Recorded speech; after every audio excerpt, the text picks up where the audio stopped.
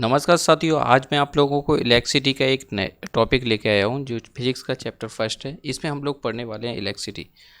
आपको पता है इलेक्ट्रिसिटी सबसे पहले होती क्या है, हम वो आपको समझाने वाले हैं। इलेक्ट्रिसिटी क्या होती है पहले आप वो समझ लिए। आप लोग जानते हो कि इलेक्ट्रिसिटी होती क्या है।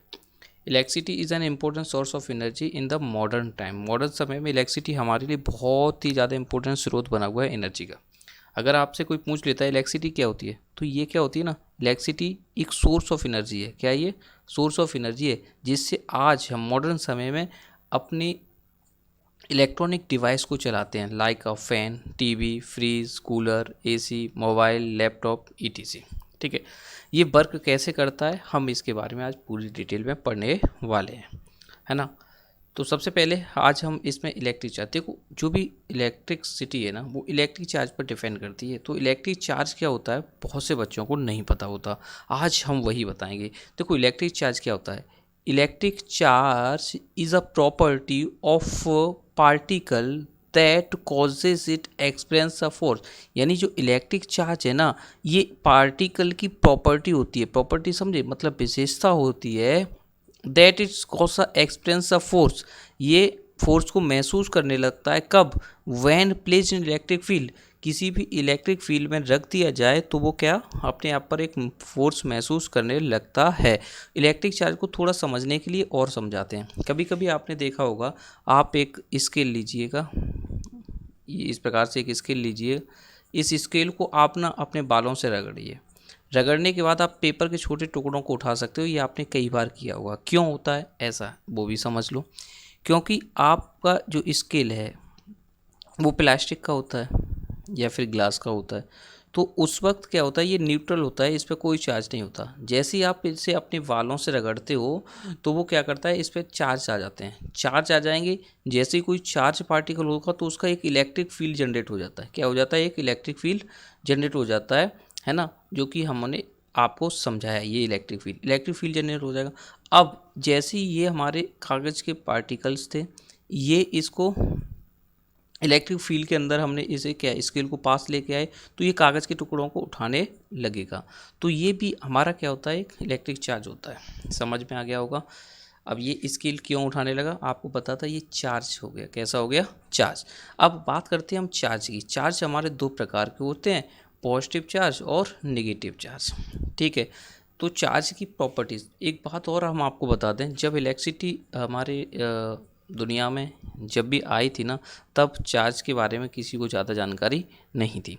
लेकिन बाद में पता लगा हमारे दो चार्ज होते हैं, एक पॉजिटिव चार्ज और एक नेगेटिव चार्ज। इनकी कुछ प्रॉपर्टीज़ हैं, वो क्या होती हैं, जो अपोजिट चार्ज मिलते हैं। अब पॉजिटिव चार्ज को हम प्लस से डिनोट करते हैं और नेगेटिव चार्ज को माइनस के साइन से डिनोट करते हैं। लेकिन पहली प्रॉपर्टी होती है, जो अब अपोजिट चार्ज होते हैं ना, वो आपस में अट्रैक्ट करते हैं। मान लो एक हमारा पॉजिटिव चार्ज यहाँ रखा हुआ है, माइनस का चार्ज इधर रखा हुआ है, ये दोनों अपोजिट हैं, तो ये आपस में क्या करने लगेंगे, एक दूसरे को अट्रैक्ट करने लगेंगे, पास पास आने लगेंगे। क्लियर है? अपोजिट समझ में आ गया अच्छे से? मुझे उम्मीद है समझ में आ रहा होगा। अपोजिट चार्ज क्या करते हैं, आपस में अट्रैक्ट करते हैं। क्लियर। इसी प्रकार से अगर हमारे चार्ज सिमिलर हैं, कैसे हैं? सिमिलर हैं, तो वो आपस में रिपल करते हैं। क्या करते हैं? रिपल। रिपल का मतलब होता है आपस में दूर दूर फेंकना। क्लियर? दूर दूर कर देना। जैसे अगर हमने कहा ये माइनस माइनस के दो चार्ज हैं, तो ये आपस में क्या होंगे, रिपल्स होंगे, यानी दूर जाएंगे। एक यहाँ पर है तो थोड़ा बहुत दूर चला जाएगा, ऐसे करके दूर चले जाएंगे। जैसे मैग्नेट आपने देखिए, जब सेम पोल आ जाते हैं ना तो मैग्नेट आगे पीछे बढ़ने लगती है। Clear?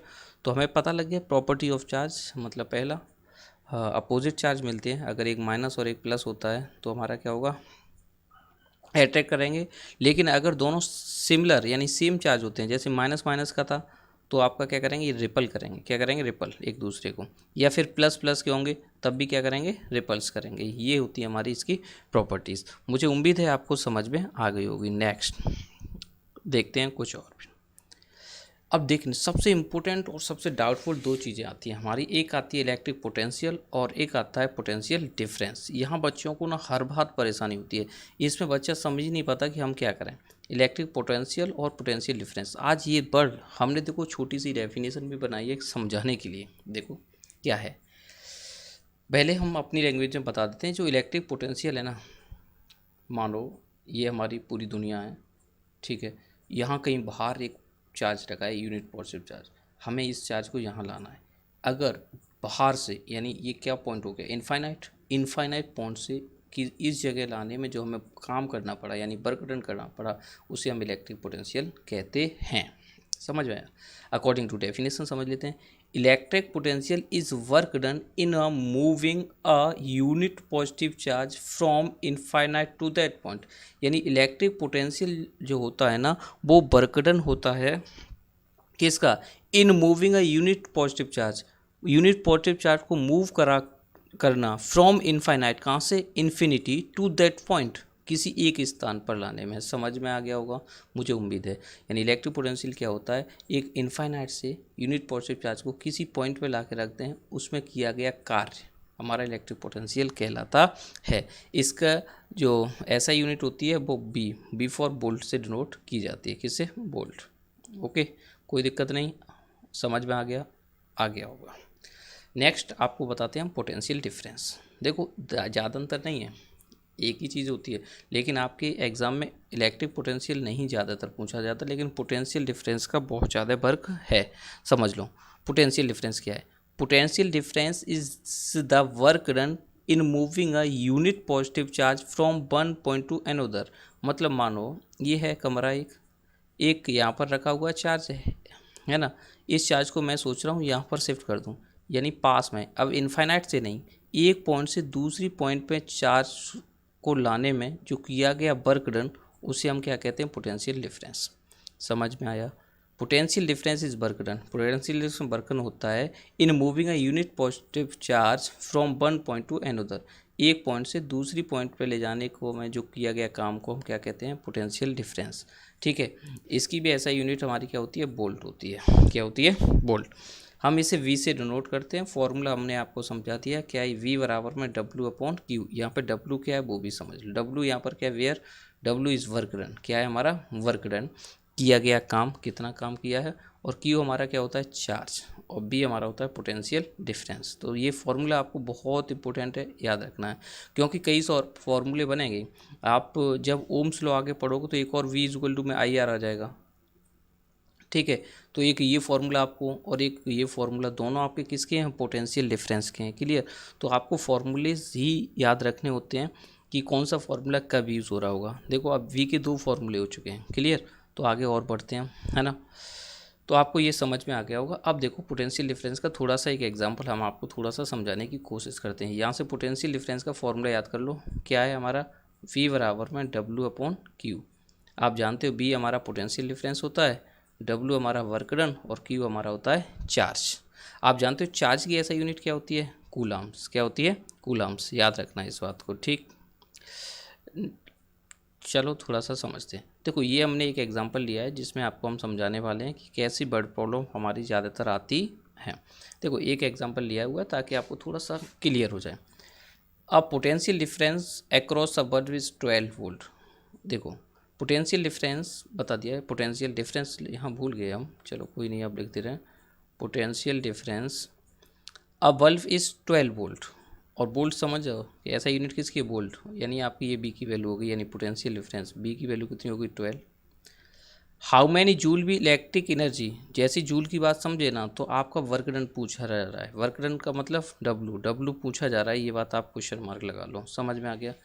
A charge to heat of and light when a charge is 5 coulomb passes through it. मतलब कह रहा है how many joule of electric energy, यानी इलेक्ट्रिक एनर्जी कितनी जूल चाहिए जो कि हमारे हीट और लाइट में कन्वर्ट हो रही है इस बल्ब में, जब हम उसमें चार्ज को कितना कूलम दे रहे हैं, 5 कूलम, 5 से लिखा हुआ है। चार्ज को हम किससे डिनोट करते हैं, क्यू से। क्यू हमारा कितना है, 5 कूलम। अब आपको पता है ये सारी चीज़ें गिवन है, क्या है, गिवन है। अब आप क्या फॉर्मूला लगाओगे, हमने जो बताया बी बराबर में वर्क डन अपॉन चार्ज, यही बताया था। पी बी हमें की वैल्यू दे रखी है 12, लिख दो 12 इक्वल टू वर्क डन हमें कितना दे रखा है नहीं पता, वो तो हमें फाइंड ही करना है, अपॉन 5। अब ये 5 इधर चले जाएंगे तो क्या हो जाएगा, 12 मल्टीप्लाई में 5 बराबर में W और 12 5 जा 60, और वर्क को हम किस में लिखते हैं, जूल में। तो 60 जूल हमारी एनर्जी लग जाएगी। किसी को कोई दिक्कत नहीं होगी। समझ में आ गया। ये चीज़ याद रखनी होती है कि हमें दिया गया हाउ मैनी जूल ये पूछा है, यानी डब्ल्यू की वैल्यू पूछी, कोई दिक्कत नहीं, आराम से हम निकाल सकते हैं, है ना। थोड़ा सा और पढ़ते हैं, क्लियरली समझ में आ रहा होगा। नेक्स्ट इसमें हम पढ़ने वाले हैं इलेक्ट्रिक करंट के बारे में। किसके बारे में? इलेक्ट्रिक करंट के बारे में।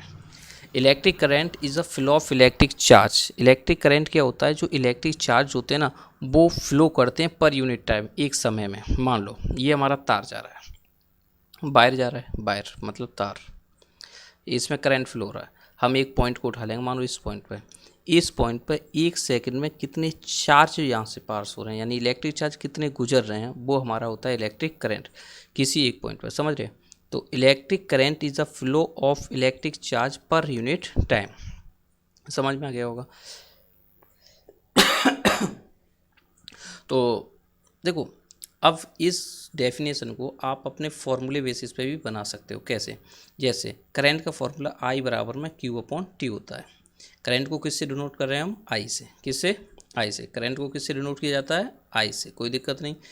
Q/T मतलब Q/T मतलब जब अपॉन लगा होता है उसे पर यूनिट कह देते हैं। देखो, electric current is flow of electric charge, यानी फ्लो ऑफ इलेक्ट्रिक चार्ज हमने ऊपर रखा है पर यूनिट टाइम, और पर यूनिट मतलब एक सेकंड में कितना, एक सेकंड में कितने निकल चार्ज मूव कर रहे हैं, उसे हम क्या कहते हैं? Electric current. आज गई होगी समझ में डेफिनेशन।